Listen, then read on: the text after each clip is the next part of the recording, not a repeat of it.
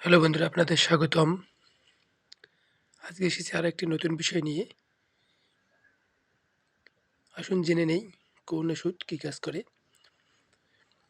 বিসকন cream ব্যথার কাজ করে, বেনগি ক্রিম ব্যথার কাজ করে, ভলি জেল ব্যথার কাজ করে, ভলিনাক জেল ব্যথার কাজ করে, ডাইক্লোজেল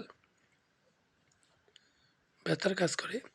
এগুলো ব্যথানাশক হিসেবে কাজ করে। নতুবা রেজিস্টার্ড চিকিৎসকের পরামর্শ নিয়ে ব্যবহার করবেন।